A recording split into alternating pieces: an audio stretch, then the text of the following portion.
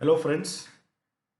Today, the point of discussion is the new Rule 86B, which has been inserted in CGST Rules 2017 with effect from 1/1/2021, wide notification number 94, Central Tax, dated 22nd December 2020. Now, what is this notification? This provision, Rule 86B, is restricting the usage of electronic credit, the credit available in the electronic credit ledger up to the limit of 99% of your output tax liability. So how it reads is, a registered person shall not use the amount available in the electronic credit ledger to discharge his liability towards output tax in excess of 99% of such liability. So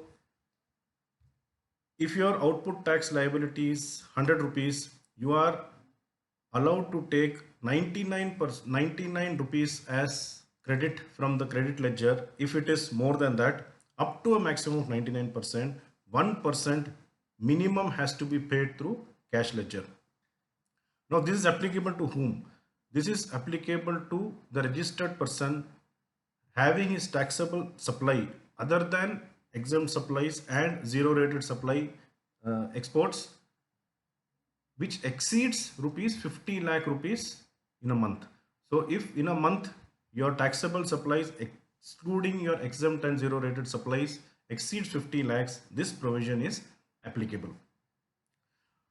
Now this provision is not applicable to, now what it reads, to said person or a proprietor or a karta of an HUF or a managing director of a company or any of its two partners of a partnership firm, whole-time directors of a company, members of a managing committee of association or board of trustees, as the case may be, who have paid income tax more than 1 lakh rupees in the previous 2 financial years. It is even not applicable to the registered person who have claimed refund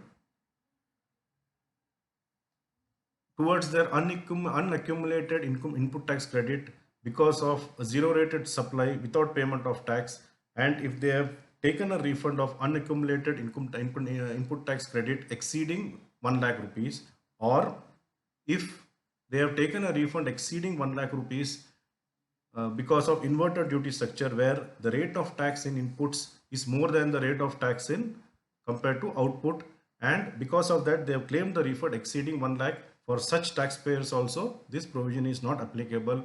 Again, this provision is not applicable if cumulatively during the financial year till the period where we are calculating this 1%, you have paid in excess of 1% towards from cash. Like suppose if you are paying, if you are calculating this provision in November 2021, cumulatively from the financial year April onwards till November, if you have already paid more than 1%, then this provision is not applicable. This provision again is not applicable to government departments, public sector and PSUs, local authority and statutory body. Now whether this uh, provision is statutorily valid, whether it will stand in the court of law tomorrow, in my opinion, no, because this defeats the whole purpose of GST, where the credit is your right and rule cannot overpower act, because act section 16 gives us the four conditions to claim the credit. If the four conditions are met, we have the right to claim the input tax credit. Rules cannot bring an extra conditions to claim the input tax credit. So this is unconstitutionally it's unconstitutional and it is liable to be defeated. So this is in brief Rule 86B, which was introduced effective from 1/1/2021. Thank you everyone.